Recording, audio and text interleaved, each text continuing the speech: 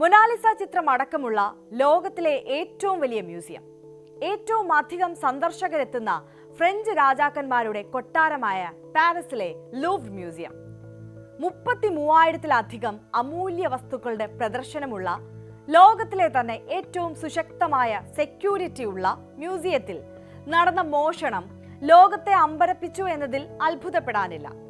വെറും 7 മിനിറ്റ് കൊണ്ട് 4 പേർ ചേർന്ന് ഇത്രയും ശക്തമായ സെക്യൂരിറ്റി സംവിധാനം മറികടന്ന് മോഷ്ടിച്ചതാകട്ടെ നെപ്പോളിയൻ മൂന്നാമന്റെ ഭാര്യയുടെ അമൂല്യമായ ആഭരണങ്ങൾ.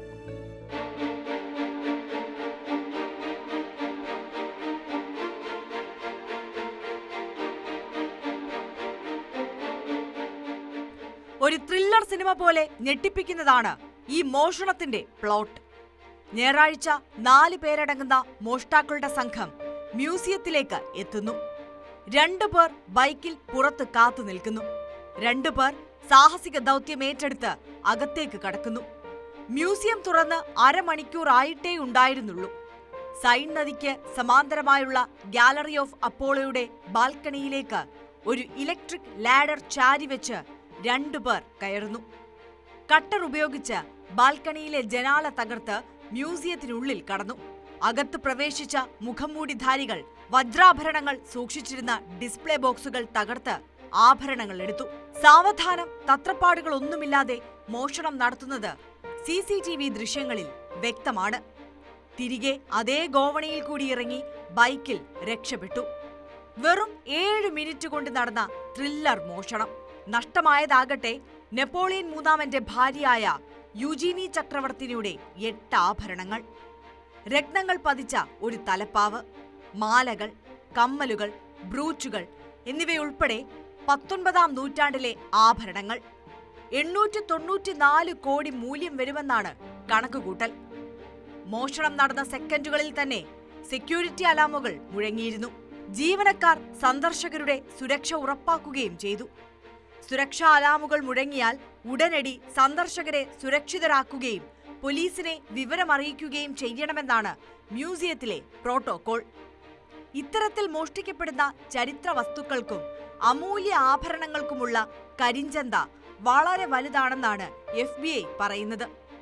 US-ലും UK-ലുമൊക്കെ മ്യൂസിയം കേന്ദ്രീകരിച്ചുള്ള മോഷണങ്ങളാകട്ടെ ട്രെൻഡായി മാറിക്കഴിഞ്ഞിരിക്കുന്നു.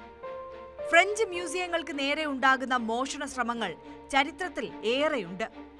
ലൂവ്ർ മ്യൂസിയത്തിലും ഇതാദ്യമായല്ല മോഷണം നടക്കുന്നത്.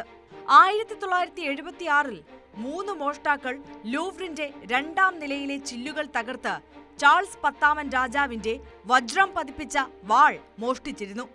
1990-ൽ പിയറി ഒഗേസ്റ്റെ റെനോയറിന്റെ portrait of a seated woman എന്ന പെയിന്റിംഗ് മോഷ്ടിക്കപ്പെട്ടു. 1911-ൽ നടന്ന മൊനാലിസ ചിത്രത്തിന്റെ മോഷണമാണ് ഇതിൽ ഏറ്റവും പ്രശസ്തം. മ്യൂസിയത്തിലെ സുരക്ഷാ ജീവനക്കാരൻ തന്നെയായിരുന്നു മോഷ്ടാവ്. തന്റെ കോട്ടിനുള്ളിൽ ഒളിപ്പിച്ചായിരുന്നു ഇയാൾ ലിയനാർഡോ ഡാവിഞ്ചിയുടെ മാസ്റ്റർ പീസ് കടത്തിയത്.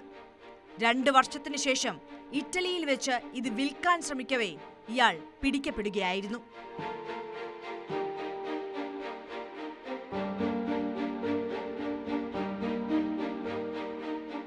ആഴ്ച 1 പിന്നിടുമ്പോഴും ഈ മോഷ്ടാക്കളെ പൂട്ടാൻ ഇതുവരെ ആയിട്ടില്ല. വളരെ ഊർജിതമായ അന്വേഷണം പുരോഗമിക്കുകയാണ്. കവർച്ച നടന്ന സ്ഥലത്ത് നിന്ന് വിരലടയാളങ്ങൾ, DNA സാമ്പിളുകൾ ഉൾപ്പെടെ 150-ലധികം ട്രേസ് സാമ്പിളുകൾ അന്വേഷണ ഉദ്യോഗസ്ഥർ ശേഖരിച്ചതായി ഫ്രാൻസിലെ ആഭ്യന്തര മന്ത്രാലയം അറിയിച്ചിട്ടുണ്ട്. കുറ്റവാളികളെ പിടിക്കാൻ തിരക്കിട്ട ഓട്ടത്തിലാണ് ഉദ്യോഗസ്ഥർ. പക്ഷേ ഇപ്പോഴത്തെ ഭയം അവർ ഈ അമൂല്യ ആഭരണങ്ങൾ അഴിച്ച് ഉരുക്കി മാറ്റിയിട്ടുണ്ടാകുമോ എന്നതാണ്. ഇത്രത്തോളം പ്രൊഫഷണലായി ഈ കൃത്യം ചെയ്തവർ അതുകൂടി പ്ലാൻ ചെയ്തിട്ടാകുമല്ലോ മോഷണത്തിന് ഇറങ്ങിത്തിരിച്ചത്. ഫ്രഞ്ച് സർക്കാരിനെ ഭാഗ്യം തുണച്ചാൽ ആഭരണങ്ങൾ പോയതുപോലെ തന്നെ തിരികെ കിട്ടുമെന്ന് പ്രതീക്ഷിക്കാം.